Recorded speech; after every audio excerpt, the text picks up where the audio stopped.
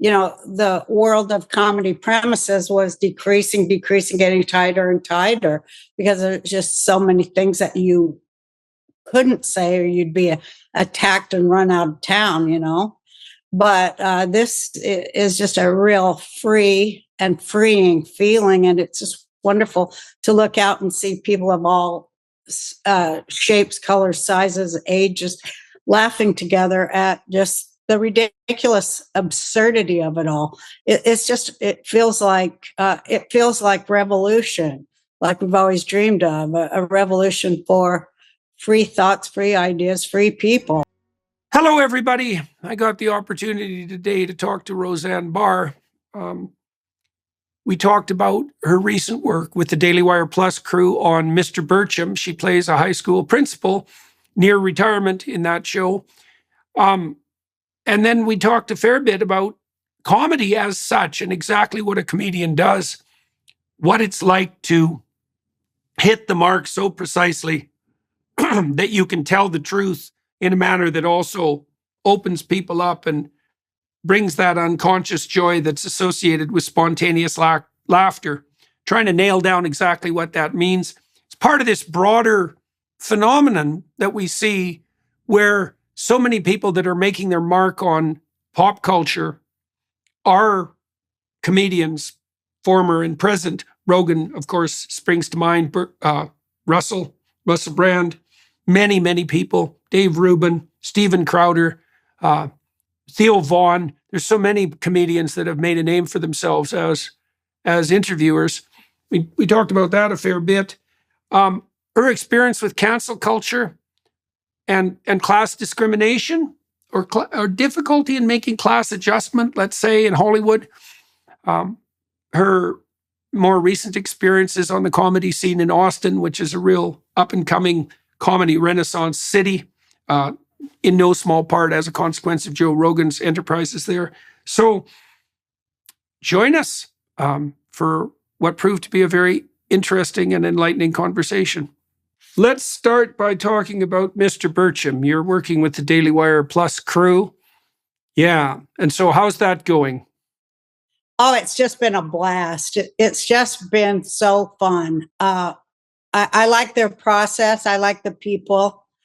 I love Adam Carolla and the other comics. It's just been so fun to be part of something that is so on the line and purposely offensive. It's just great to offend, and I think for an audience that likes that sort of thing, it's great, accepting, and for people who really want to think and rearrange furniture in their mind, it's fun to be a part of that. The problem with rearranging furniture in your mind is the snakes and the spiders tend to crawl out from underneath. Isn't that true? It's definitely the case. So tell everybody about Mr. Bircham, because there'll be lots of people watching and listening who don't know about it. It's a 30-year dream of Adam Carolla to portray this character. I guess it's based on a real-life teacher of his, a shop teacher, and who was, as I understand it, I hope I'm not misspeaking it for Adam, but he was very influential to Adam, and he had a different approach to teaching. It was unconventional, and some people would probably right now people would be up in arms about the way he taught, but he not only taught but reached people and challenged them to do their best. So that's kind of what is so great about the cartoon, because it shows a teacher that cares in an unconventional way and actually moves students to think and do their best work. And and he's up against, like you and I and people who are thinkers, up against this huge force of collective. Evil? Yeah, evil. The collective. The collective. That's what I just call it now. That has their fascist definitions of everything, where people must obey, must bow, must repeat, must parrot. And so in all of that, there's this one gifted teacher who wants to do it his way. And he is, of course, under scrutiny by all the collective. And I played the principal who's about 2 weeks from retirement and doesn't give a damn, just wants to get the retirement and is trying to do what she has to do. And is a veteran. And so she's kind of on Mr. Burcham's side, but she has to obey the protocols. And the one character, oh my gosh, I'm blank on his name, but is played by Tyler Fisher. I'm so sorry, Tyler, but he plays Carponzi. Carponzi, yeah, and he's really a lib. He's a real pronoun type, guy that is all that. And he's trying to get Mr. Burcham fired, using the rules that Mr. Burcham doesn't follow. And so my character is trying to protect Mr. Burcham and trying to protect her retirement.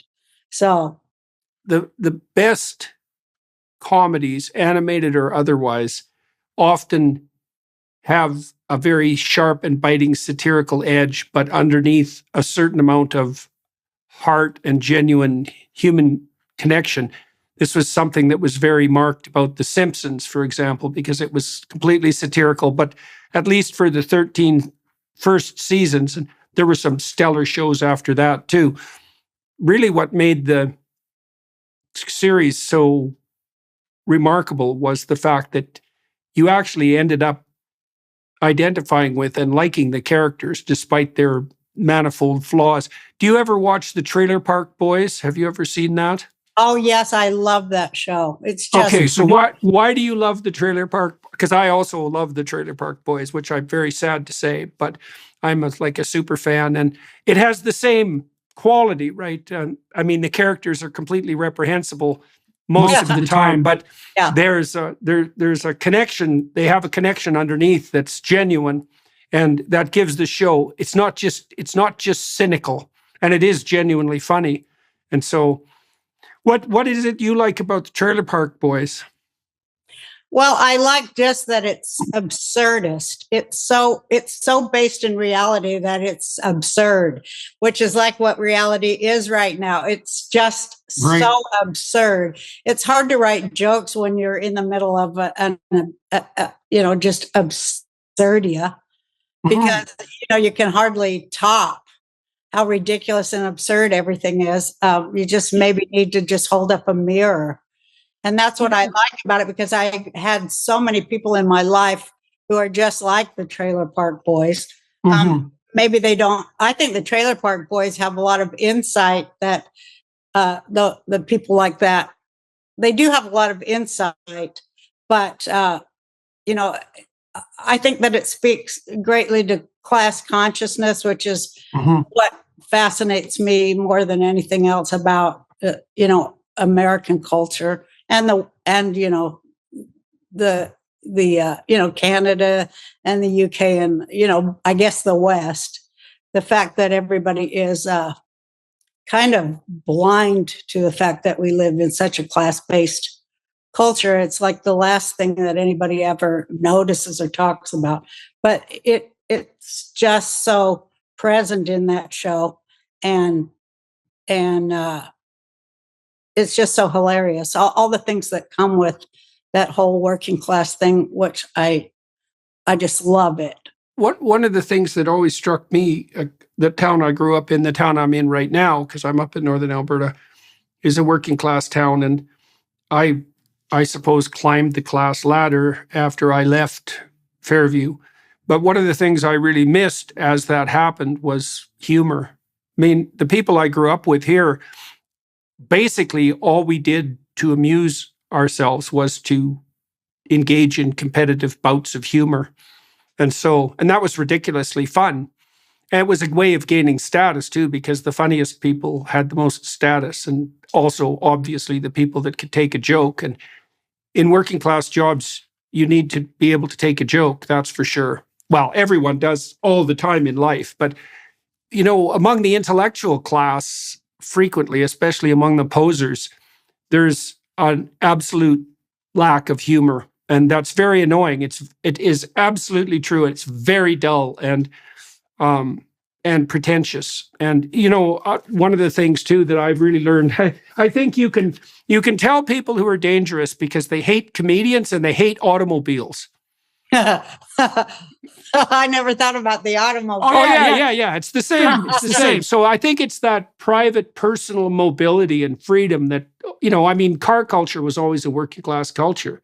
And the thing about a car is you can go anywhere you want, whenever you want, with no restrictions or very limited restrictions, and no one can tell you otherwise. Plus, it's super private, or it was until you had OnStar and all these bloody things that monitor you 100% of the time while you're driving now. But cars to me really signify freedom. And comedy is the same way because you get to say whatever you want as long as it's funny. I had a good friend of mine once up in Northern Alberta. His rule was you could say anything you wanted as long as it was funny or true. And funny and true, man, that really tops the charts if you can pull that off. That's what that's like for sure. My family too was, of course, it was a dysfunctional family, and like everybody's, I guess everybody has an element of that. But we could say whatever. We couldn't ever. We weren't allowed to say we were angry or that something was wrong. We weren't ever allowed to whine, as it was called. But we could tell a joke expressing dissatisfaction or anger or rage or anything. And it would be, it would be accepted. Everybody loved it. We'd laugh it off. And that is like how we communicated the darker parts of our psyches, and it was okay. But if you would tell a joke and it would bomb in front of my dad, then then you get slapped. So I kind of got robotized into being a comedian because it was a way to express and to survive all of this stuff. So, I learned it that way. But it was kind of like that in all my friends' house too. If you were snappy with your wit, your parents appreciated it, even though they wanted to, beat the hell out of you. Sometimes they didn't. Yeah, well, the thing about discussing dark things with humor is that it has two advantages, I think. And the first is you get to shine a light on the thing that's dark.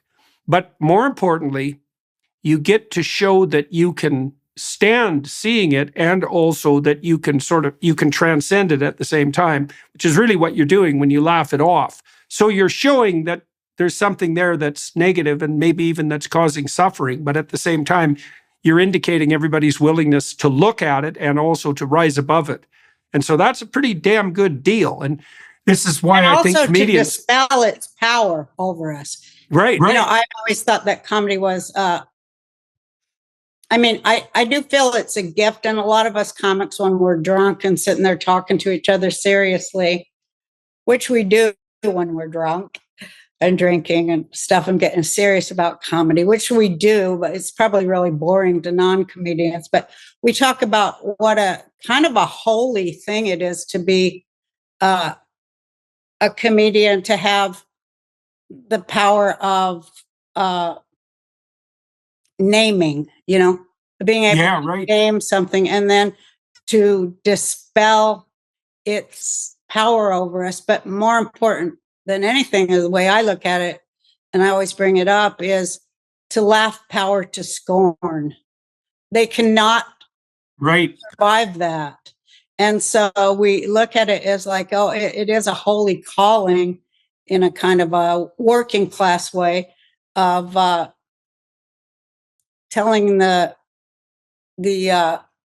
king or the emperor, hey, you're naked as hell, buddy.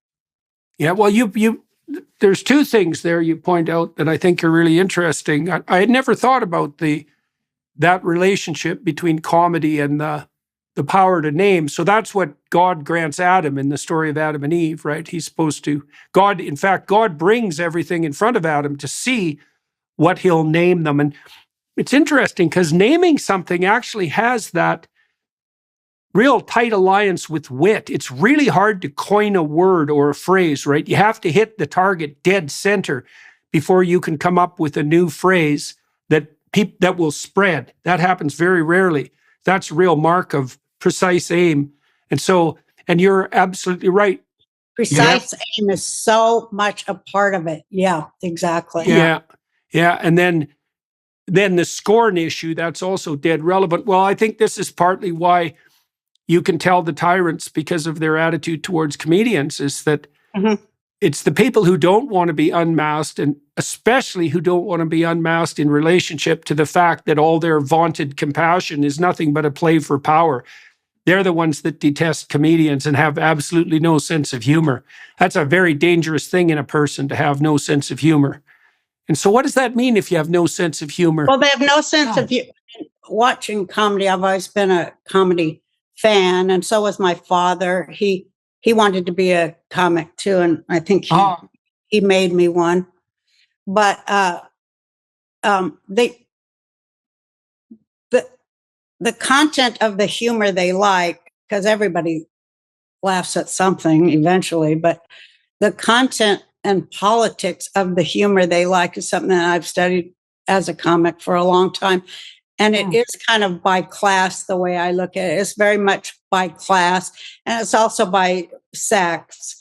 And, it's also by, a few other factors, but in my mind, but these people, they will laugh, but we always say they laugh downward. They laugh at. Yeah. They laugh at their quote lesser, like they're less I always call it academia.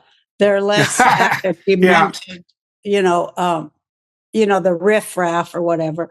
But and sometimes they'll laugh upward, and sometimes they'll laugh laterally, but it's very subdued. But the thing they will never do is laugh at themselves. Right.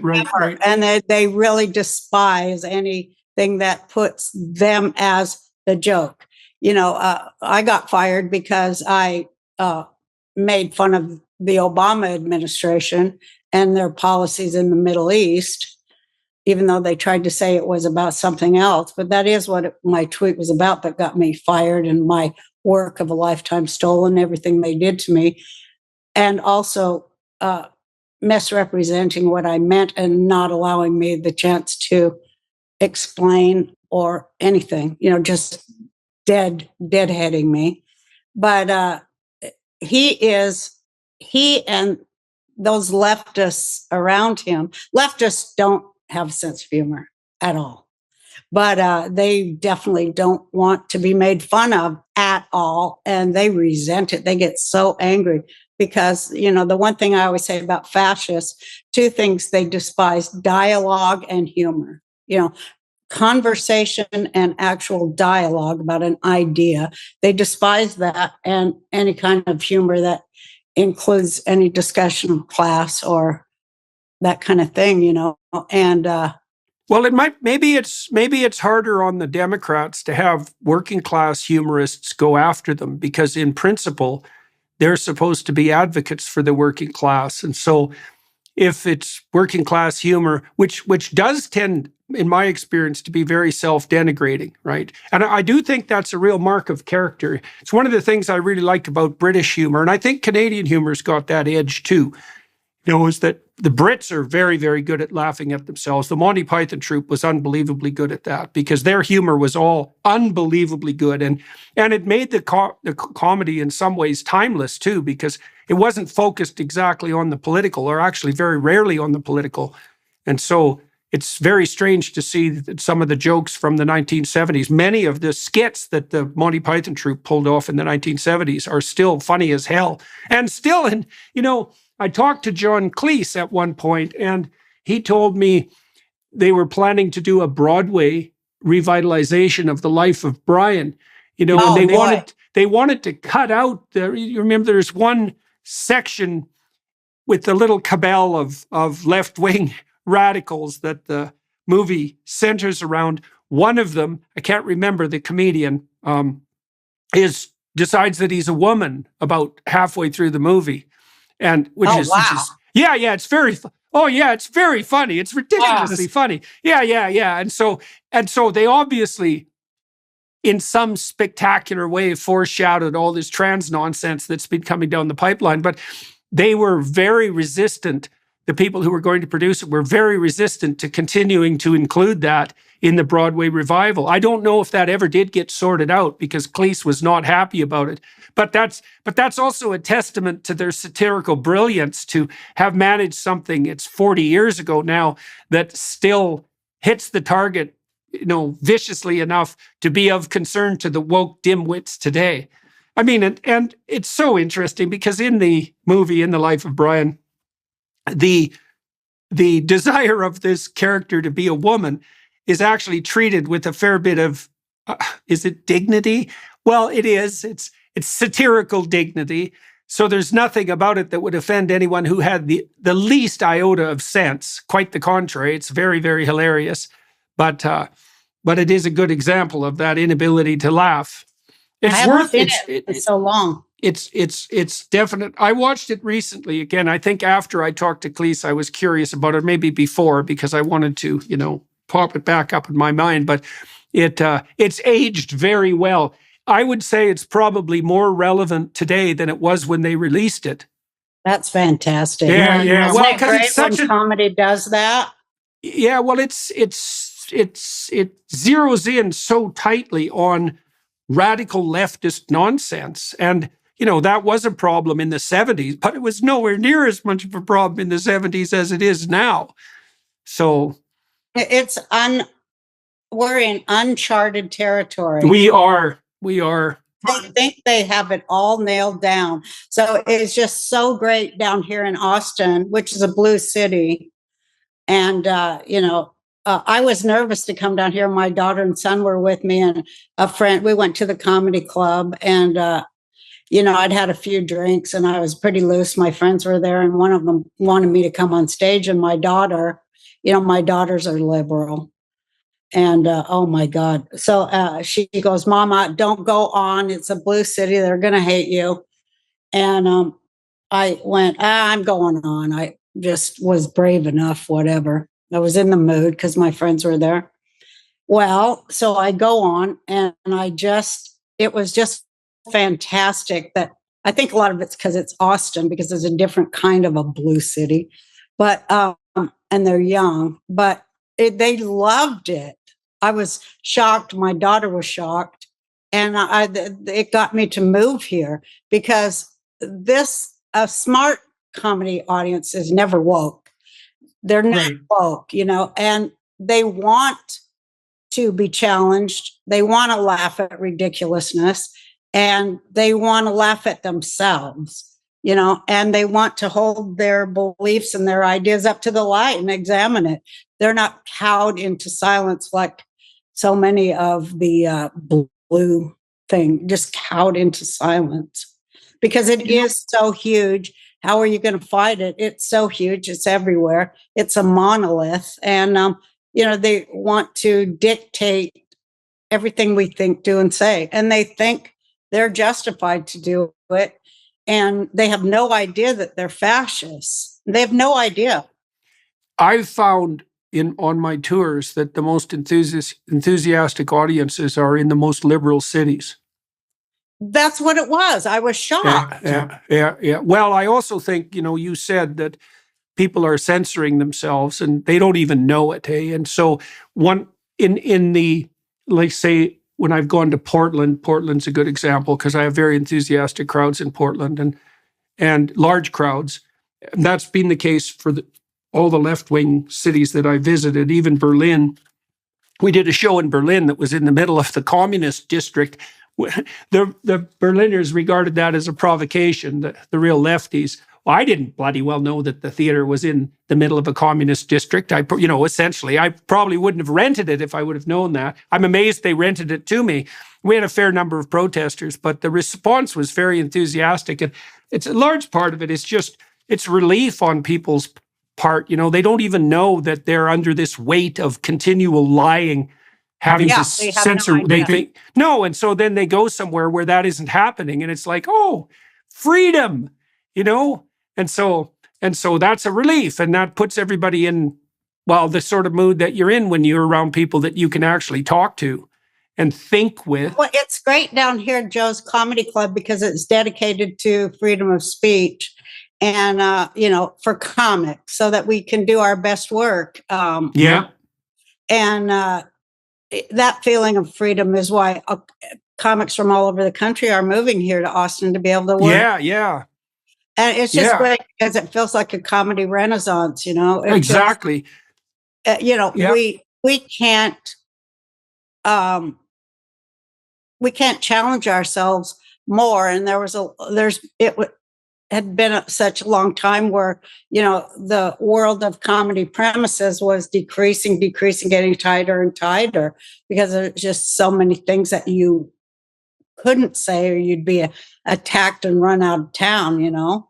But this is just a real free and freeing feeling. And it's just wonderful to look out and see people of all shapes, colors, sizes, ages, laughing together at just the ridiculous absurdity of it all. It feels like revolution, like we've always dreamed of, a revolution for free thoughts, free ideas, free people. It's just wonderful. When I go on stage there, I always thank Joe for, creating the place for comics to have free speech. And then I say, my goal is to get 86 the hell out of here, to go so far, because, comics, we like to get in trouble. Well, the thing is, the funniest things you can possibly say are right on the ragged edge of disaster, right? You want to push it right. Yeah, absolutely. You want to push it right to the point of no return. And if you can dangle there, that's hilarious. You want people to be thinking, I can't bloody well believe she said that. And it was so perfect, right? Now, if you go too far, well, then it's trashy or genuinely offensive or cheap. But it's a very, very, very delicate line to walk. I always get the crazy thing. She's crazy. Well, I've said for my whole career, that I have mental health issues. So it is kind of funny that it's kind of like they're saying she has so many mental health issues that she's completely mentally health challenged. Well, yeah, that's why I'm a comic. Yeah. Well, the thing is that pure crazy isn't funny. Like, it's just sad. I've been to comedy shows where the people, and these are usually, very early career comedy shows, let's say, where people come on stage and really do nothing but confess their sins, let's say, sexual and otherwise. And that is not funny. That's just sad. And so I don't think anything that's funny is ever reflective of mental illness. I don't think those two things go together at all. I mean, you can say crazy things. No, if it's funny, it's sane. And it doesn't really matter. And the thing about comedy, too, that's so interesting is that it operates at this profoundly unconscious level. One of the things I noticed about having little kids is that even before they could speak, they had really good senses of humor that was associated with play. And so humor is so deep that it's there before words. So that's really something. And then everyone laughs in an audience before they think, right? If you have to, so that's what makes comedy reflective of you. Well, you said it was holy in some sense, and it is, because you're talking directly to someone before their filters are up. And if you laugh, the laugh catches you. It's not something you do, it's something that happens to you. And so that can't, if it's faked or forced, you can tell because the laughter isn't genuine. It's also not any fun. It's so interesting. It's such a mystery. I've never been able to figure out how it is that something as sophisticated as a sense of humor can develop, say, before even language. And it's definitely something that bonds people together, right? Because one of the ways that you bond with your little kids is with jokes and games, and even peekaboo is a joke. It's right. I'm gone. I'm here. Babies will laugh like mad about that. They laugh with repetition that's disrupted in a surprising way. It's very, very interesting. And Well, one of the great joys, I have 10 grandkids. So one of the great joys is, trying to see how young you can get them to laugh. I mean, I just love to see where is it where they find the funny. I love to watch where is someone finding the funny. And yeah, no kidding. It seems like universal that you find it in the, reflexive body issues like farting and stuff like that, or belching. Kids love that. I'm a huge star to my grandkids in the comedy department for all that kind of thing. But, and well, it was something I really enjoyed about having little kids, because I kept that sort of tradition that I grew up in of competitive comedy alive in the house. And so that's so I was cool. always, oh, it was so fun. And my kids both have great senses of humor. Like, I don't think my daughter, Michaela, I don't think she ever says anything that isn't a joke.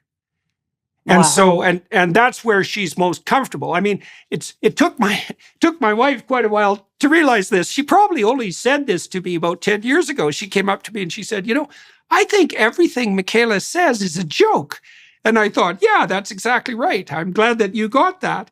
And so, and because there's always an edge to it, and it's a challenge too, in some ways, when you speak and play like that, because the challenge is to see if the people that you're interacting with can tolerate that and can understand it and can appreciate it. It's a lovely thing to be able to speak about serious things with that comedic edge. I mean, that's a real art, man, to transmute suffering into joy.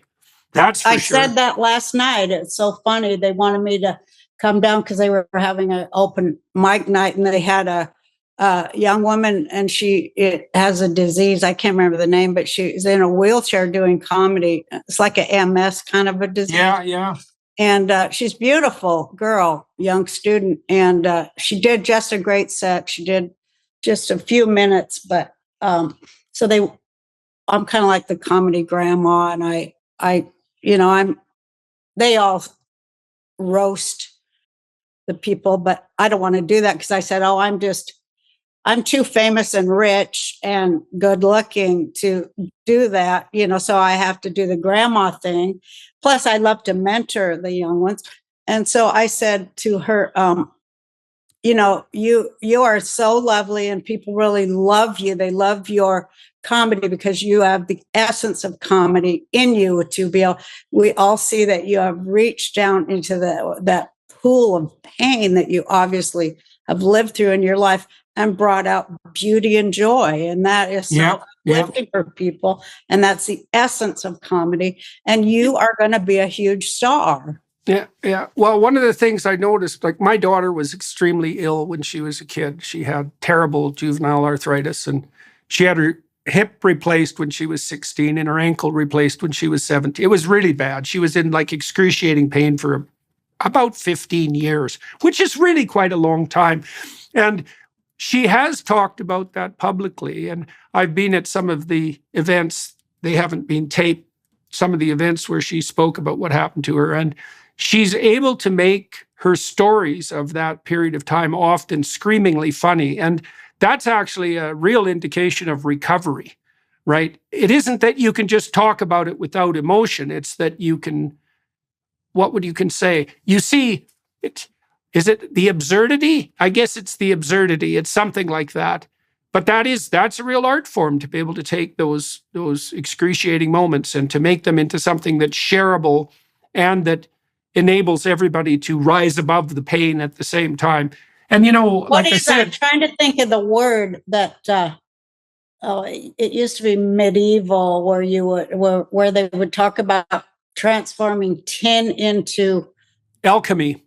Yes, that's what it is. Yeah, it's right. Absolutely. Alchemy. Yeah. Watch, you were talking about laughter before. And for comics, we love to get people to where they can't stop laughing.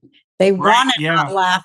And the other thing is, when you were in school and you weren't supposed to laugh, but something made you laugh, that's the best thing to watch from the stage when you see people going through that. And then you just push on until people we always say, like when the head goes back and there's an intake of breath, that's when you're killing, because you actually are killing them in a way, but it's a good kind of kill.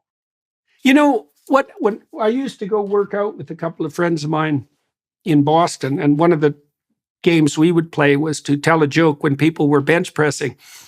Because, well, when you laugh, you lose all your muscular force. And that's really interesting too, eh? Because I've been trying to figure that out as a psychologist. It's like, obviously, laughter is associated with play. And play is the opposite of power and aggression. Play is truly the opposite of power. That took me like 4 decades to figure out that play is the antithesis of power. And it's so interesting then when people laugh that they go, yeah, it's a very good thing to know, especially in your relationships, because if you're playing with your children or you're playing with your wife, then you know that you're not being a tyrant. And you can do almost anything in a spirit of play. I mean, it's hard when you're suffering, that's for sure. It's hard to transmute real pain into play. But if you're doing anything perfectly, you're doing it in play. And it's so interesting to see that when you make people laugh, they lose all their muscular force. They collapse into laughter, they dissolve into laughter, and it takes them over. And so they do that. They do that, sometimes if we're getting real spiritual with it, and we say it's that universal ha.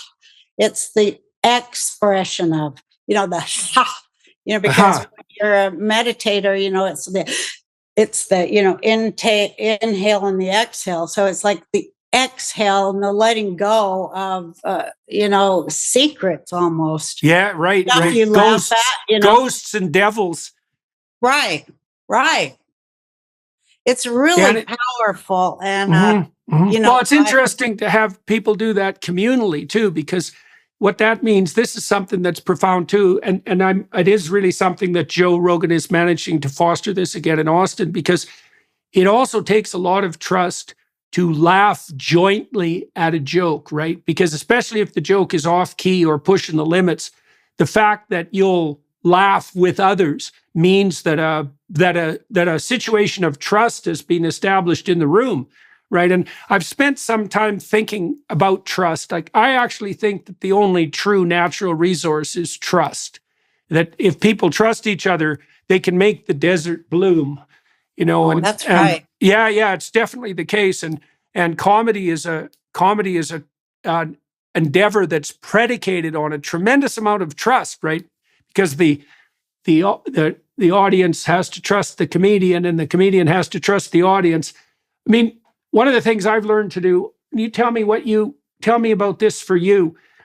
Before I go out on stage, I always remind myself that the people that are in the audience, and this might be easier for me, I think it's more true for my audience for a variety of reasons, they're on my side. And as long as I'm grateful that they're there and I'm communicating honestly, everybody is aiming at the same thing. Now, I know in a comedy situation, it's more complex because there's going to be cynics in the audience, more. But like, what's your attitude to your audience, do you think? Like, how do you conceive of your audience, and how did you learn that? Well, I've been a comic for almost 40 years. So you learn it by trial and error, and by going in front of different kinds of audiences and trying the same thing to see how it will work in front of this specific group until it works everywhere. So, it's trial and error. But it's right. So many other things, like, that you could tell a joke, and if you don't do the right rhythm of the joke or have the right inflection, it won't work. So right. It's like so many things that are combined in it. But I think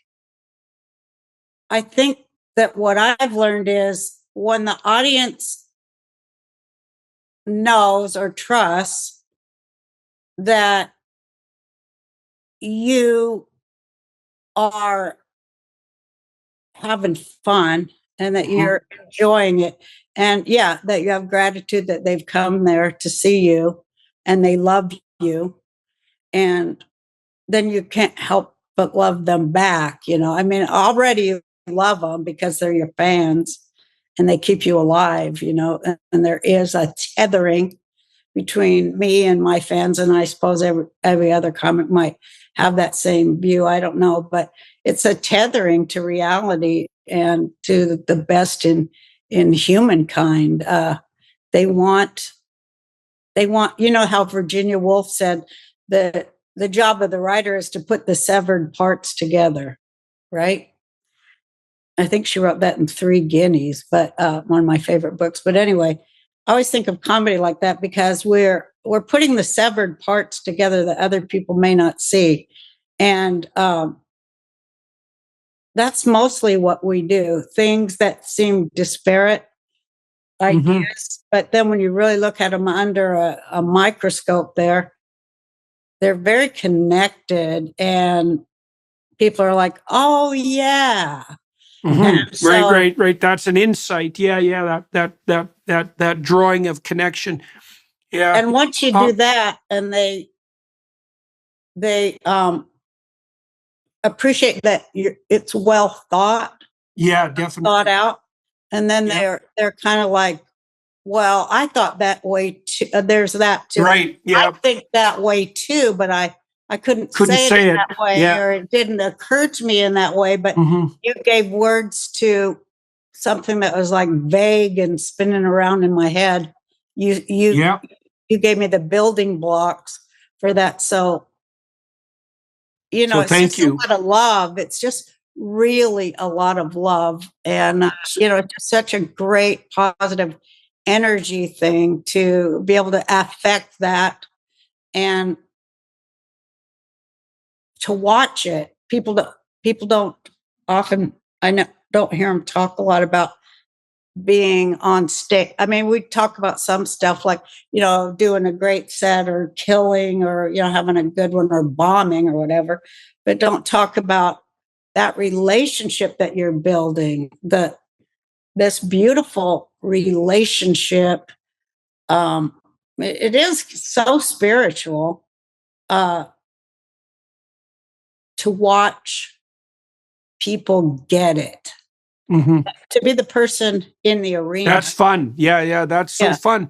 Well, so my tour manager was a stand-up comedian for a long time, John O'Connell, and he toured with stand-up comedians professionally as well as a manager. And there's a lot of similarity between what I do and what stand-up comedians do. And one of the similarities that I've really started to understand is I've talked to a variety of comedians. Jimmy Carr really helped me think this through because he's thought a lot about what he does and is able to articulate it well.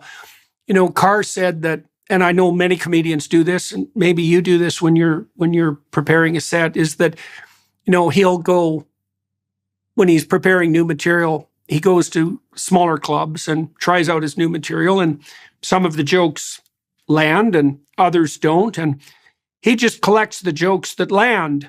And I thought that was so interesting because stand-up comedy looks like it's a monologue, but it's got that dialogical element in the initial practice because, like, he helped me understand that you could be a comedian by telling a lot of jokes and seeing which ones people laughed at and then just collecting those. And you don't need much of a hit rate, right? If you need to generate 90 minutes worth of material and you have 5 hours of jokes, you can just get rid of the 80% that aren't any good. The audience will tell you what's funny.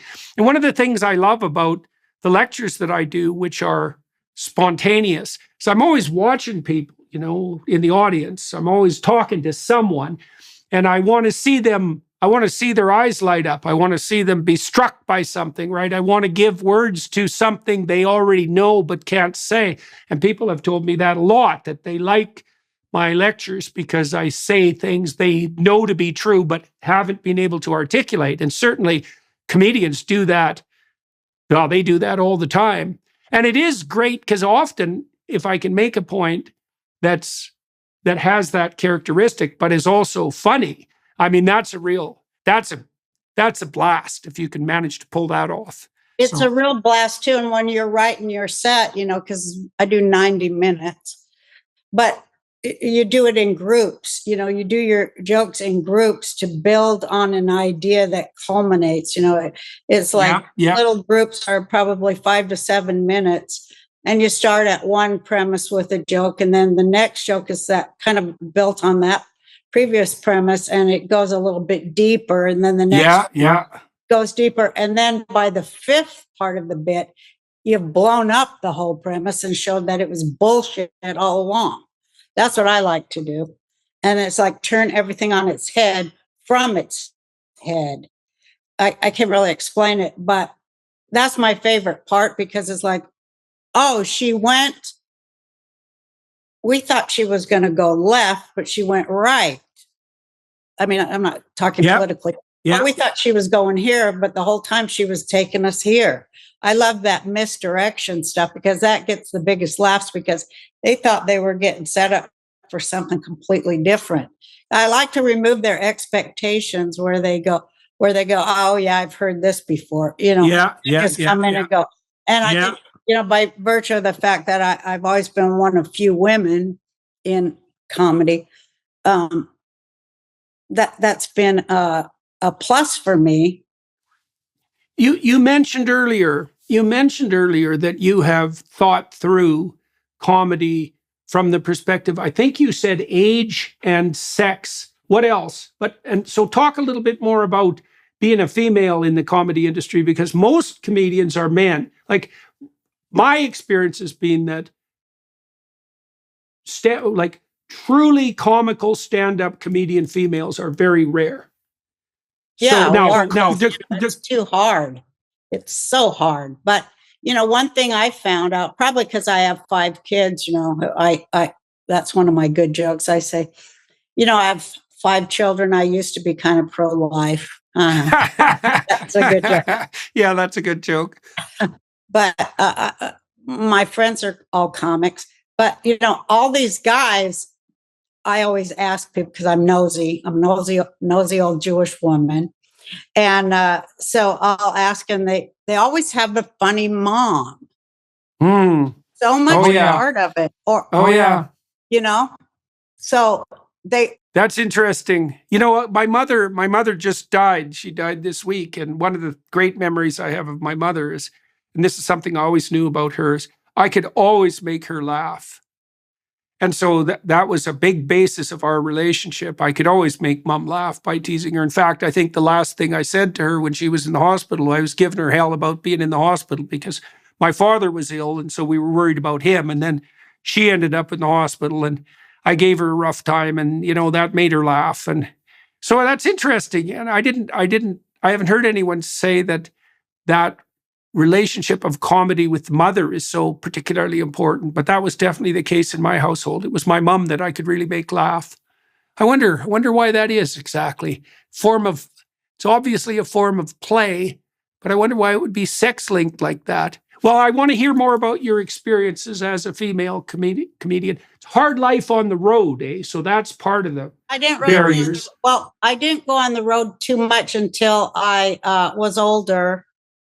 I didn't come up like a normal comedian because I had so many kids, but I did go on tour for 18 weeks with Julio Iglesias as his opening act. There was the beginning of my bigger career. And that was so difficult. Oh my God, it was so hard to live through that. But when I started comedy, it was 1980, and they didn't like women. They didn't, nobody liked women too much then. If they do now, I don't think they do. But anyway, they really didn't like funny women, and they didn't like women comedy, and they didn't like women's comedy. They didn't like women's anything to do with it because it was so all about men. It was all men, and it was very, it was fraternal and very collegiate. And I was not any of those things, but they didn't like me. And that was like the first time I got deplatformed, or whatever we're calling it, censored. They didn't like me. And so they refused to let me work there at the comedy club in Denver. And, but I wanted to do it. And so I had to go to these alternative places to do comedy. Like I would go to punk clubs, and I'd end up in a mosh pit with no microphone doing comedy. That's why my voice is so loud, because I learned that there. Just telling jokes in a mosh pit. I mean, I can't believe it sometimes, but I mean, I learned so much. I'd go to biker bars. I'd go to jazz clubs. I'd go to Unitarian church, lesbian lunches, and you know, to 20 people, and you know, small groups, and it made me way better. It made me fearless. It made me, I bet, more determined. It made me better because it made me fearless, and you know, fighting to keep my head above water until finally, some men comics from LA came, and they saw me, and they went to the club that had censored me and said, "You really should let that girl," that's what they called me, you should let that girl on. She's really funny. And they pressured the club to let me back in. And so they did, because I had these really strong male comics who were well known, who were traveling through Colorado, through Denver, advocate for me. So had I not had that, I don't know what would have happened, but they kind of treated me like a nice sister. You know, they were very brotherly to me. And once that happened, I kind of took off. And that was only a matter of about 4 years. Then I went to Hollywood, and I had one of those overnight things that happened. I was there one night, and I got all these breaks, and ended up on the Tonight Show. And my first time on the Tonight Show, Julio Iglesias was a guest and picked me to go on tour with him, and I got my TV show from that. So it was really a matter of one night. So why did Iglesias decide that a comedy show was a good way to open his Well, concerts? everybody had a comic opening for him back then. And, you know, I was doing housewife jokes, and his fans were, you know, women. And he thought it would be a good idea. And it was a blast. Oh my gosh, it was so fun. I had not ever really been in front of big crowds before, because I had just been in Denver, but like to play the Astrodome in front of 50,000 people as just, you know, a stand-up comic, it's just, it was overwhelming and fantastic to stand there on stage in front of that many people and hear the laughter coming down off the walls like it's raining down from heaven. It was just wonderful. And we did that all through the United States. And so that made me more efficient as a comic, you know, and more excited and more efficient. What do you mean? What do you mean by more efficient? To be able to, as Mitzi Shore called it, who's the mother of all of us stand-up comics, really, from the Comedy Store in LA. She would always say, your job is to deliver the mail. You were up there for 2 minutes and you didn't deliver the mail. You're fumpering and humpering and you weren't delivering the mail. She always say that, you know. And so the efficiency of set up, punchline, next, you know, just the efficient rhythm of no fat, no long premise with extra words, no, you know, to edit, to go. And, you know, I had famous comic friends who they befriended and mentored me. Like, you know, I met Rodney Dangerfield, and he chose me to play his wife. He never had done that before. Oh, yeah.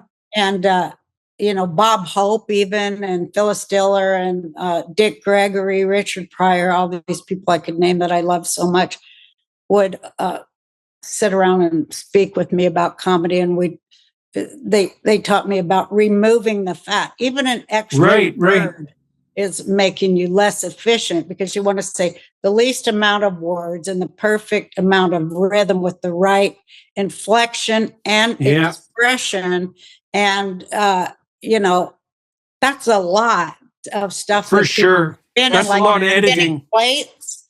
It's like that guy Yeah, with that right. plate spinning in the air. And then boom, you got to come in at the right time. Because they Yeah, might be laughing really hard for a long time and that screws up your punchline. And so you kind of get mad, right. like, shut up, I'm trying to deliver the punchline and you're laughing. But then you go, hey, they're supposed to, that's what you're here for.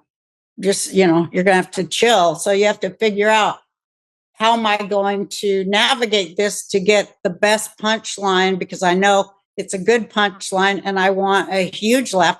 I don't just, you know, because I monitor the laughs we all do, like, oh, I'm only getting a 6 when it should have been an 8. You know, you're just, the thing about my boyfriend is a musician too. And we always talk about music and comedy is just a great way of being in the now. Yeah, You're so in the now, you know, you're not thinking about yesterday, tomorrow, nothing, even a minute ago. You just have to be in the now to deliver the mail, you know, deliver right, right. the punch, deliver the art.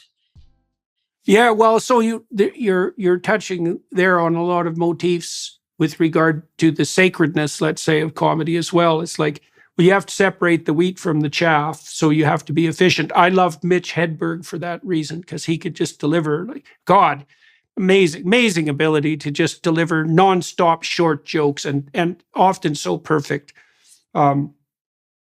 So, and then you talked about plate spinning. One of the things I really find fun about lecturing, and I think this is one of the things that makes my lectures akin to a comedic act, is that I like to bring 5 or 6 stories that I haven't told together, and then to see if I can weave them so that right near the end of the lecture, they all come together and make the same point. And we call that callback.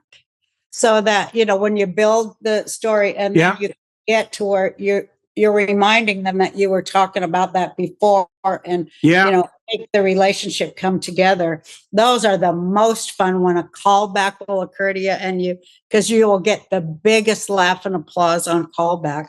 It's the most fun thing. That one, you just feel like it's a gift from God. And I do for sure. Like, I do feel like so much of it is a God thing, you know, because I always tell people when we're getting real spiritual with stuff, I'm like, well, God wrote me some great jokes today. Because, you know, they do come in like that.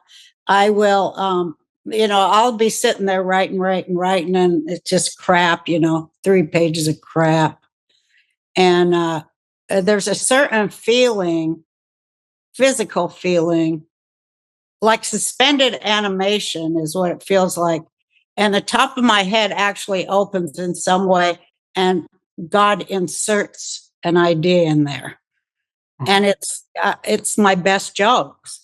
I don't, it doesn't feel like I'm doing it, because it just is a whole other thing. That's like when you're in the wave, you're in the channel, you're in the groove, you know, like a lot of musicians will say, yeah, when they're playing, jazz musicians, you know, it's just the phrase comes in, but God put these, he'll just lay these jokes in there. And that's why I always say God's the funniest comic of all, because look what he does in the world. It's all hilarious. His sense of relationship and the way people live, that they don't see it, is the funniest thing in the world to me. How funny he is. Like, I'm trying to think of how to illustrate that. It'll come to me, but it's not right now. But I get my best jokes, it's like a download. Mm-hmm. Well, and it's interesting though too, because you said that often happens when you've written, you know, 3 pages of second-rate material. To get those moments, you have to put in that counterproductive work too. I mean, when I'm writing, like, I throw away 80%, 90% of what I write. And that's often painful because, well, when I was finishing up my last book, which was only a week ago, like, I was cutting half chapters that took me a whole month to write. It's like, but it doesn't matter, right? Because the fundamental issue is that you conserve that wheat and you get rid of the chaff. And the more that you get rid of that's second rate, the better you have, the better what's left over is. And, you know, the other thing that's kind of sacred about the comedic act is that you said that you're in the moment is that you really have to pay attention to the audience and not be afraid of them, because then you can feel where everyone is, like you're having a conversation with someone, because you are when you're on stage, even if it's a monologue. The audience has to be along for the ride, and that's where you can capitalize on timing. This is something I'm not great at. Like, I can't really tell jokes. I can be funny on stage, but it has to be spontaneous. I've never really learned the art of telling a joke that I already knew. It isn't a skill that I've managed to develop, but I can see the connection with the comedic world by watching comedians pay attention to the audience, and because timing is everything, right? You have to be dancing with the audience, and they have to be in that zone. And lecture is exactly the same way. You want to make sure that the words are landing exactly when they should, and that it's been hard for me also to learn, because I'm often lecturing about serious things and I'll throw in a joke. It's been hard for me to learn to take the time to let the audience have a bit of a breather around the joke, and not to rush ahead. Yeah, that's exactly right. Taking a drink of your Coke, we all have learned those little things to let them catch up to you, let them catch their breath, reset their brain, because especially if you've taken them into new territory, they need a little rest, and so do you. But it's just the greatest thing. It's I'm so thankful that I was given a gift there, and I do consider that I was given a wonderful gift that helped me. Yeah, well, the only thing I can really compare it to is a great musical performance. Yeah. Right. And that's got that same, what would you say, magic that pulls the crowd in.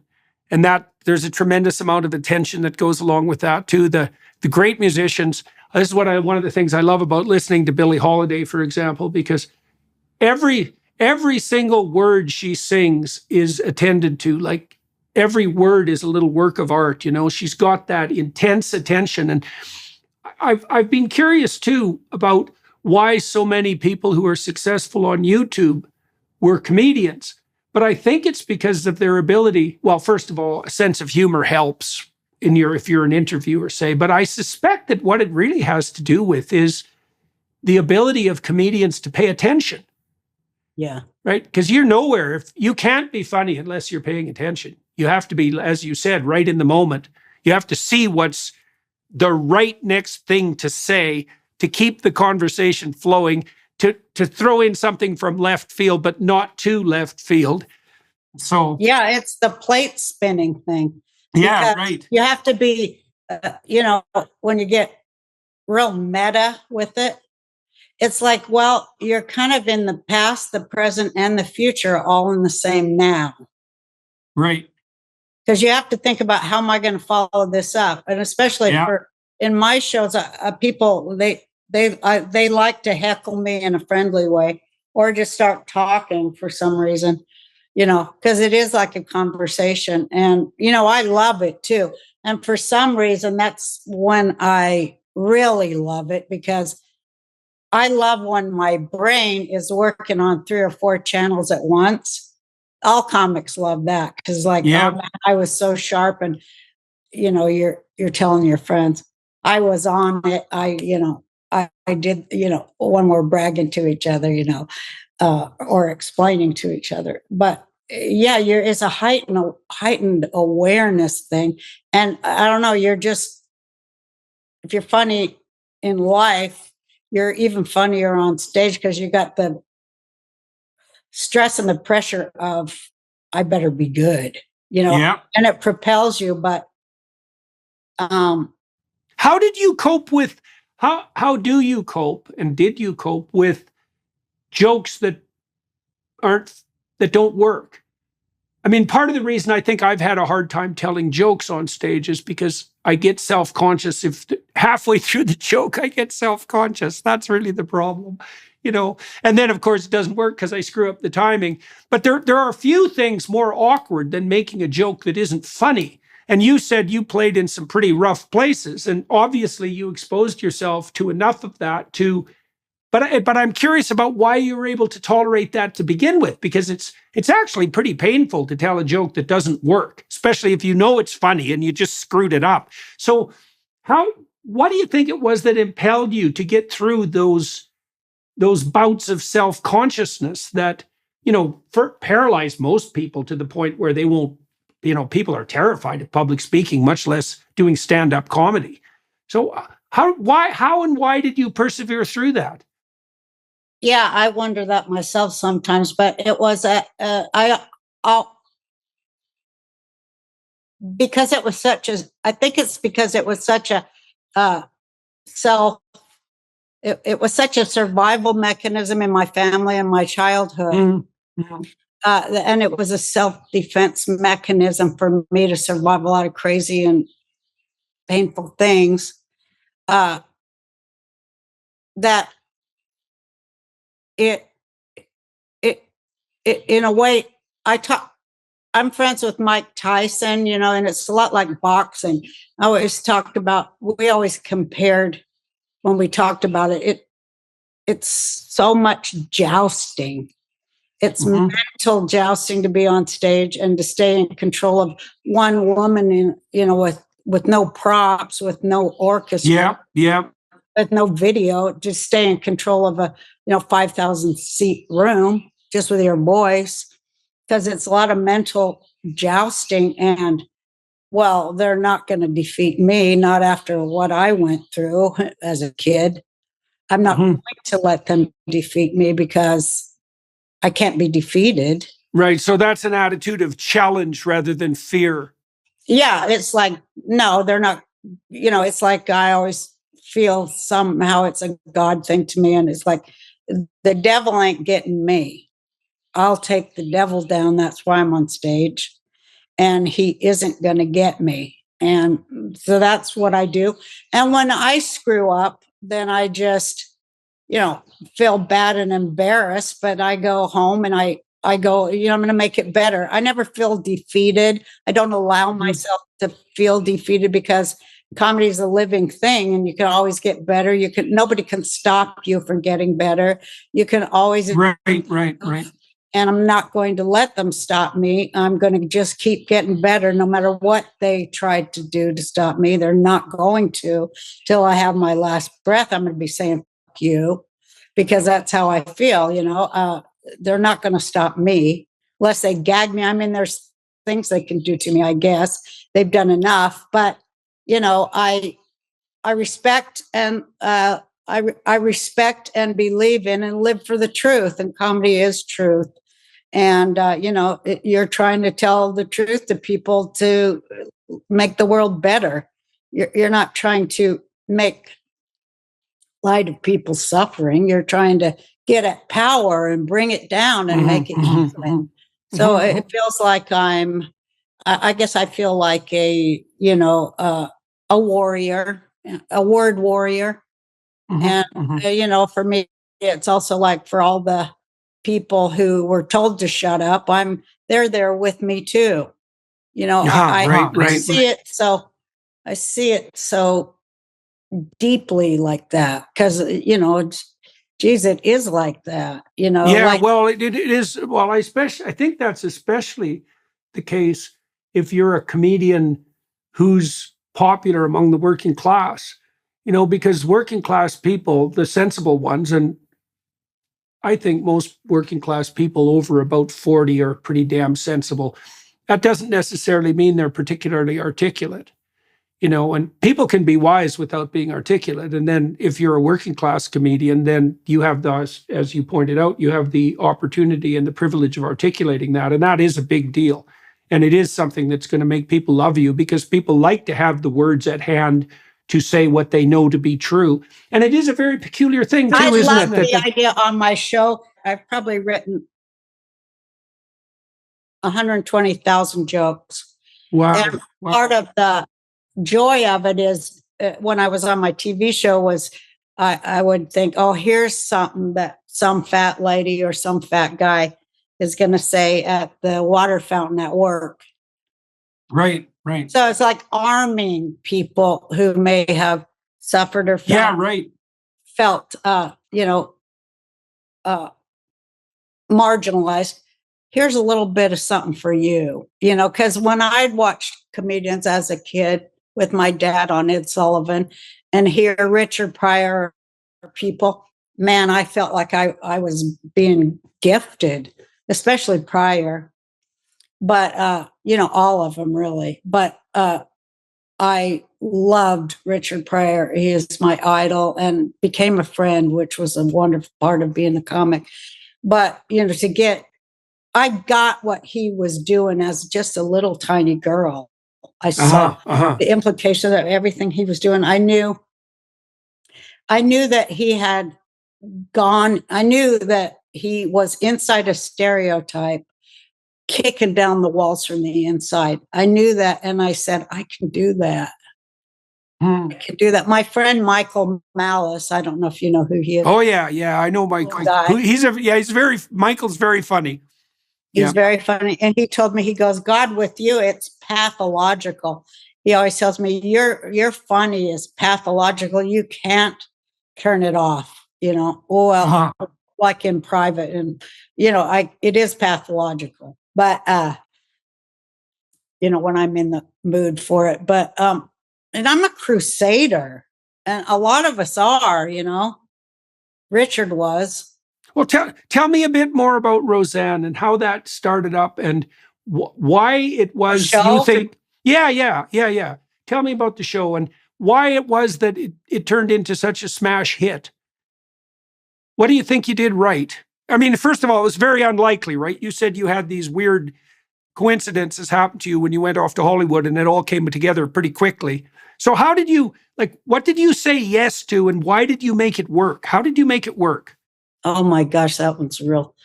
I have the story I tell normal people, and the normal press people. I always wanted to be a comedian. And so I started at age 28 to tell jokes. But the real thing is when I was little and we'll watch TV and see like Father Knows Best and all these shows, I'd look around and go, the hell, this is nothing like my family. Nobody has diabetes and none of the men are fat and covered in hair. It was nothing. I go, this is nothing like anything I've ever seen. Where are these people? They're not screaming. They don't eat with their mouth open. And I had it in my head since a young age, boy, I want to get on TV and have my show. And I want to do the Roseanne show where I show people that I know on TV. How come there's nobody like our family on TV? But we did have the Honeymooners, I remember. Right. I loved, and I also idolized Jackie Gleason. And I loved the Honeymooners so much because that was a real working class miracle, that show. Still, that one stood up over time, over a century. It's still brilliant. And just like a bare set and human dialogue. That guy was so great. Charlie Chaplin, all these things. You know who I really love? Mr. Bean. That guy doesn't even need language. He's so great. But, so I always had the fantasy, someday I'm going to get on there and show a family of fat people that fight. And it was always in my head. And I wanted to show another less perfect thing. And it was always in my head. And so after the Julio Iglesias tour, Hollywood came knocking to do a show. And so I said, yes, I'd like to do that. And I don't know, I thought it was going to be a lot easier than it was. Once I signed up and got into it, like so many people say, especially comedians, and then you see how the shit works. How the sausage is made. Yeah, how the sausage, it's like, what have I done? Right. What have I got myself into? And just trying to keep your head above water where they're trying to drag your feet down. Well, it's a production mill, eh? So, I mean, it's a funny thing for a comedian to do a sitcom because those aren't the same thing. They're really not the same thing. And you could see very funny people become less and less funny as their sitcoms progress, partly because I think they just get exhausted. It's like, well, there's only so many golden eggs the goose can lay. And then there's so many people that you have to please too, which whereas when you're on the stage, well, you have to please yourself and your audience, but there isn't that your group of 40 people, even if they're on your side. I don't know how. It's got to be very difficult to do comedy collaboratively. So Yeah, I tried it, and I worked out a system that kind of followed along with being a mom. I'll have the final word. You guys can play, you can put in things, but I'll have the final word. And because I could write a joke, I could overwrite. I don't want to say they had shitty jokes, but a lot of times they did, and I just snap it in because I have pathological joke writing ability, and I cannot not do it. I cannot not correct a joke. That's right. I can understand that. Yeah. And so that was just part of just the whole gestalt of what I did. And well, that's a sign of expertise.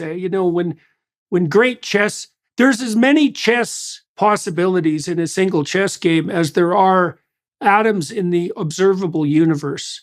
And so it's so there's a lot, but an expert chess player can look at a board and know what to do. Like it's a gestalt. And that expertise you're talking about with regards to jokes, that really is the sign of being an expert. You see the patterns, and if you see them, it's like seeing an obstacle in front of your path or something like that. You can't not see it. And you said you wrote 120,000 jokes. How many of them do you think were funny? What percentage do you think were funny? Like truly funny? All. I'm talking about on my show and the jokes I've told over the years. I probably have like 6 hours of jokes that I've told as a stand-up comic. And then the show, what was it? 3 or 4, 10 years of 20 to 30 episodes a year. It's a lot of jokes. That's for sure. And they didn't get on the show unless they were funny, How many jokes do you think you wrote that didn't make the cut? Because I'm trying to get at how much work you had to do to get that expertise. Right. Like 10,000 that sucked. But I keep tinkering on them. And sometimes just putting the word "and" in there would make them work. Like I said, there's so many levels of it. Sometimes just moving words around or saying it with a different inflection would make it work. So it's just like a tinkering, a craft. It is a craft, to craft those ideas into a sellable joke that you can deliver. There's so much to it. I mean, I can't even, it'd probably be a real bore to sit and talk about that with people who weren't really. Well, it's interesting to try to figure out why really pointed communication works. I mean, there isn't any more pointed communication than jokes. Absolutely, man. You got to be right on the money. And so it's definitely worth some analysis because it's hard to get it right, and it's so perfect when it is right. Just think, one of the things that we've been dancing around here is the notion that the truth stated most perfectly is comedic. And isn't that amazing that what you get with the right kind of truth at the right moment is like a burst of pleasure, a release of tension. That's so amazing. And you got to kind of wonder, as a consequence of that, just how far you could push that. We talked about the fact that if you do things right, there's an intense play in that. And I truly believe that if you were the master of the moment, you'd be playing all the time. That's a hell of a... Yeah, right. That's a good thing to aim for. My wife and I have been practicing that very hard. She had a bout of, both of us, we had bouts of near fatal illnesses a couple of years ago. We had a pretty good relationship before that, but it's better now because I think we both take less for granted. Maybe that's part of it. it put a new seriousness into our relationship. But we're trying to bring that spirit of play to every moment. And man, you know, if you make that a game, an aim and a game, then, well, you get better at it. And there isn't anything that's more fun than that.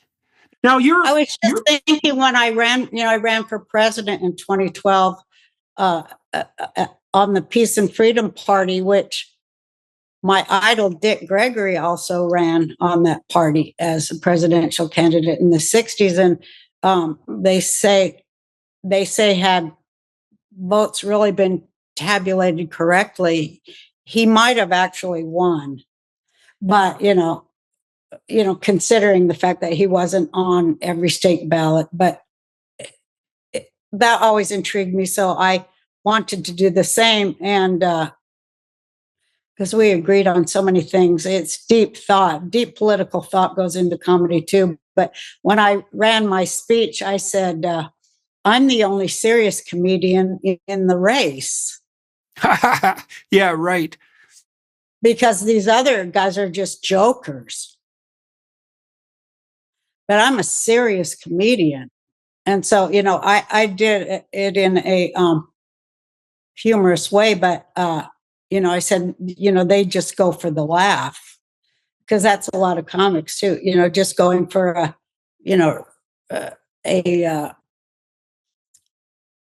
cheap laugh. A cheap laugh, yeah.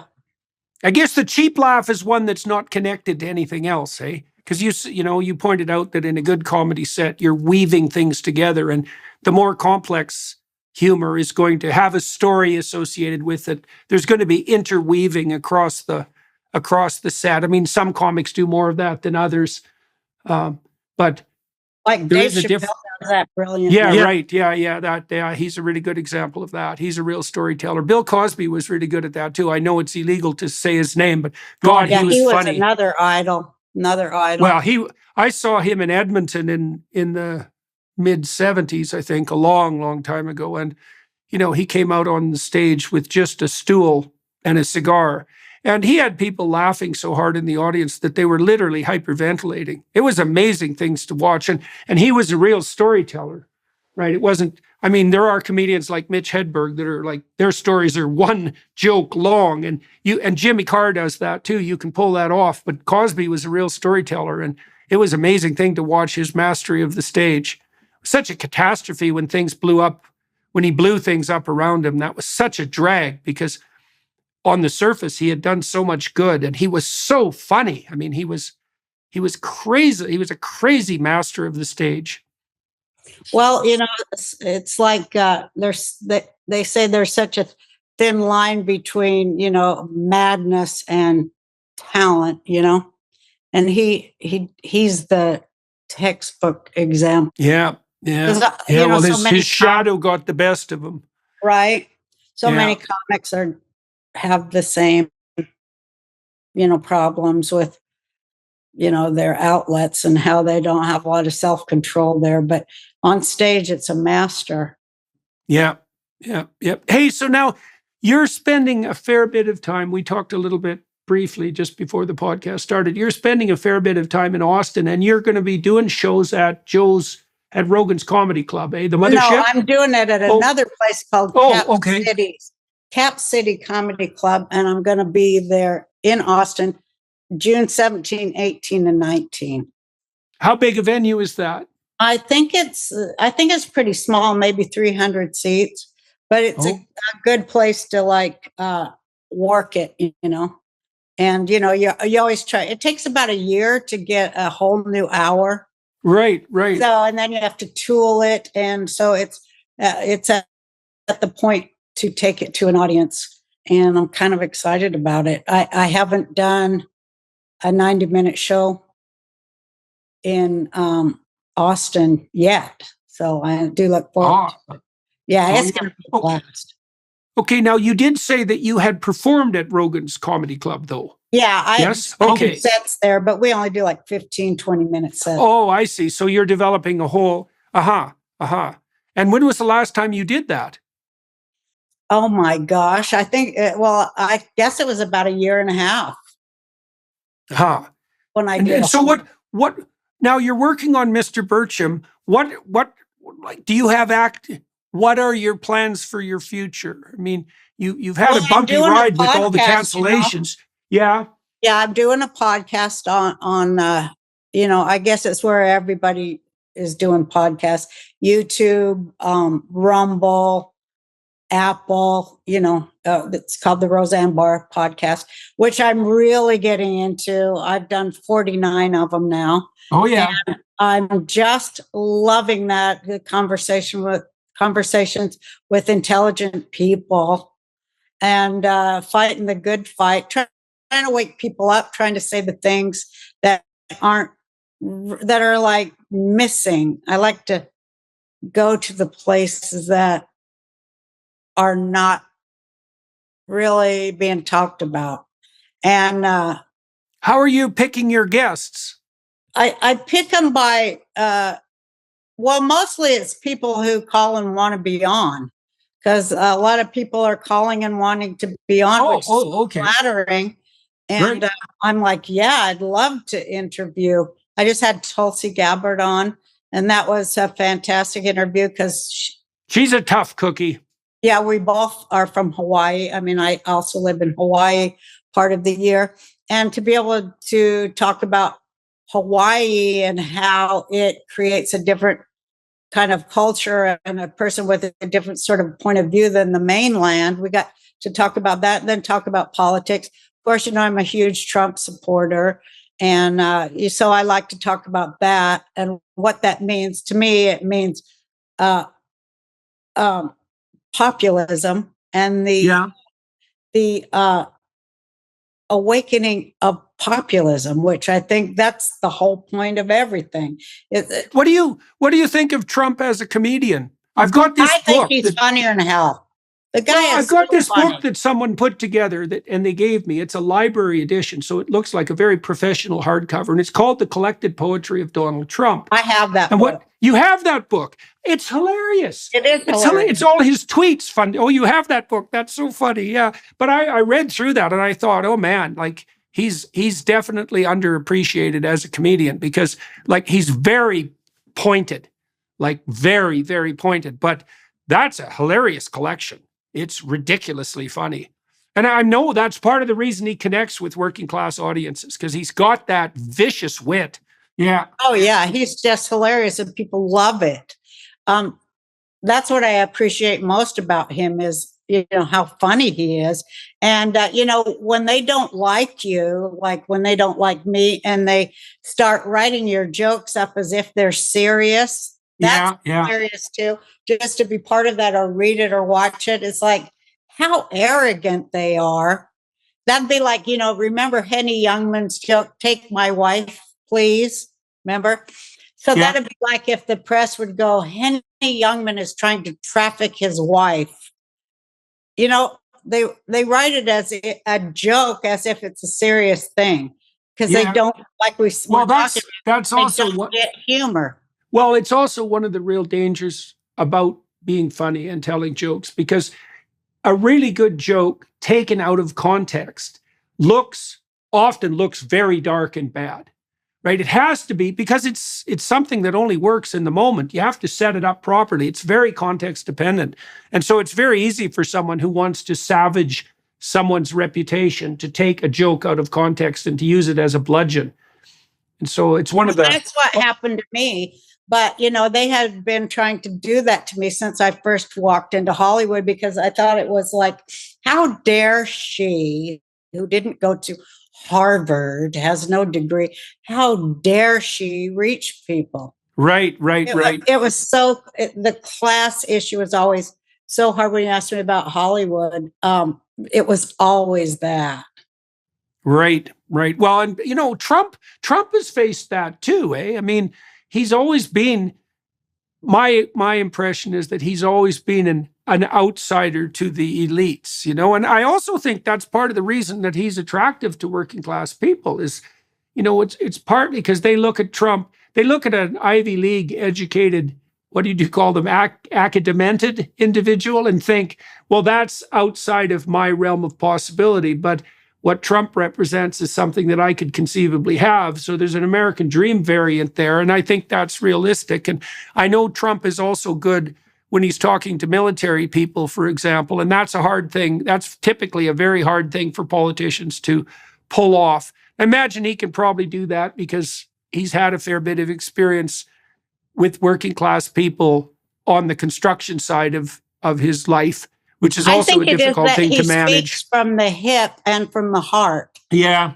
He doesn't filter it through, a bunch of horse lies like they do. They don't mean anything they say, and everyone knows it. And everyone got used to, politicians, we don't believe anything. We just, we think we vote for the lesser of two evils. The guy's 2% less evil than the other guy, so we'll vote for him. We know they're all lying. They're all full of it.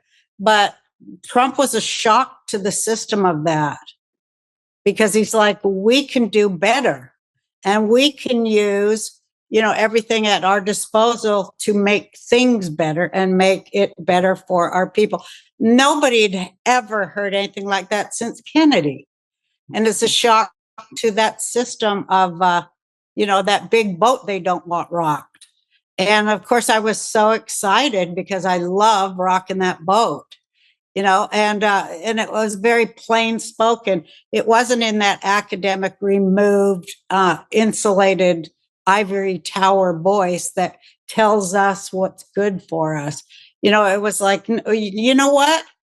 You guys are our servants. Okay. Mm-hmm. Yeah. You are our public servants, and you're no good at the servant business. That's one of my bits where I go, you suck at the servant business and you ought to be fired. You're like this kind of servant that comes into work and steals our spoons. You ought to be in jail. And, it's just a turning. They call it the fourth turning, What I was going to say is the most exciting thing for me recently in the last, the last few years, maybe 20 off and on. But I also, I love to talk about the Bible, and I'm a Jew, so I sort of teach Sunday school in a way. But how funny the Bible is, if you look at it correctly and read it right, it's hilarious. Like I say, God's the funniest comic. It's just hilarious how God turns things out. But I like to talk about the humor in the Torah stories and make them funny, because they are so funny and they are so. Give me an example. Well, my favorite example is when we left Egypt, and the people who left slavery, the Israelites there, the tribes, they've just been taken out and had the sea open for them. They had all these great miracles. They get to the other side dry and alive, and the first thing they do is start bitching about. Right, yeah, absolutely. Complaining and whining. Yeah, wishing the tyranny was back. At least in Egypt, we had fresh fish. That's hilarious. Yeah, that's for sure. That is hilarious. Hey, what's the matter? They didn't have graves in Egypt? You had to bring us out here in the desert to bury us? No concept of gratitude, nothing. It was all gone after these major miracles, because that's kind of the nature of people. If they can't have their complaints and their blaming, that's the nature of slavery, I mean. Yes, and that's right. To leave slavery, the vestige of it was still within the people's minds. That's why it took 40 years to right. That's exactly until they were free of that system. So, I mean, it's just humorous that, and like the story of there's a scene in Exodus where the Israelites are complaining about not having anything to eat, and God sends them so many quail that, like, there's 3 feet of quail everywhere as far as you can see, and they're literally eating so much quail that the bones are coming out of their noses. Right. And there's a scene too in the story of Adam and Eve when after Adam and Eve fall, and Adam is hiding behind a bush because he knows he's naked, God comes along and says, what the hell are you doing hiding from me? And Adam says, well, that woman you made me. And so it's so great because he blames the woman for his trouble and his nakedness and his cowardice, and he blames God at the same time, which is also a very nice little bit of comedic twist. And those are great comedic premises, that God gave us, because we're supposed to see ourselves in them and go, hey, maybe I can. Well, we're not supposed to say maybe, but we're supposed to recognize that we need to change that in ourselves. Yeah. So men should stop blaming women and God, you mean? Well, you should be accountable for what you yourself do. That's the hardest thing. It's the hardest thing for human beings to go, I have made a mistake that needs to be corrected. And the real hard thing for human beings I've found in my life is to say, I am sorry. Hardly anybody can say that. The left never says that when they're proven wrong over and over and over, and they ruin people with the jackboot on their face. I say the rainbow colored jackboots. Right. They never say, oh, we're sorry, we were wrong. They never do that. And well, from Exodus that it's in the nature of the tyrant to double down in the face of error. Right. That's how you make sure the plagues get worse, when you could have just learned the first time. Oh, that's a great one. Yeah. Well, there's the other part of that too, which also sheds a light on refusal to admit to error, because the Israelites, they escaped from the tyranny, but they're not in the promised land. They have to spend those years in the desert. And so lots of people will stay in the tyranny because they don't want to be in the desert, because it's tyranny, desert, promised land, not tyranny, promised land. So, once you give up your idiocy, you're lost for a while. And that's painful. Yeah, it's painful. That is so right. It's the process of freeing your mind after you've freed your body. That's even harder. Yeah, right. Well, that's exactly what that story reflects. Yeah. All right, Roseanne, we should wrap this up. We've gone longer than we had planned, which is exactly fine as far as I'm concerned. I love for everybody, with you. I very much enjoyed talking with you too. The next time I come to Austin, maybe we could meet. I would like that. Maybe we could go to one of the comedy clubs together. Interview you too. I'd love to take you down there. Yeah, that would be fun. So I'm going to come to Austin probably in July. I think I'm going to go see Joe in July. That's the tentative plan I'll be at the here, moment. so let's do it. Absolutely. This guy that plays Tyler Fisher, I was going to tell you, that plays Carponza, he does the best Jordan Peterson. I have your text, so I'm going to text it to you. He does you on the money. I'm going to send it to you. It's so brilliant. Oh, that's a terrible thing to even contemplate. So I'm looking forward to that. All right, so let's get together when I come down to Austin. I think that would be fun. All right. And for everybody watching and listening, I'm going to continue to interview Roseanne on the Daily Wire side for another half an hour. I think we'll probably talk a little bit more about cancellation. And I think we should delve into that and into the how you've coped with that and what you plan to do about it in the future, and what people should be done when they find themselves in that situation, and what you've done. So that's what if you guys want to come over onto the Daily Wire side, everybody watching and listening, I think that's where we're going to go with that. And so thank you very much for talking with me today. It was a pleasure walking through your thoughts on comedy with you, for sure. And I'm looking forward to meeting in person. Me too. All right. And everybody watching and listening, thank you very much for that. And your attention's much appreciated. The film crew here up in Fairview, Alberta, thank you for making that possible. And we'll talk soon.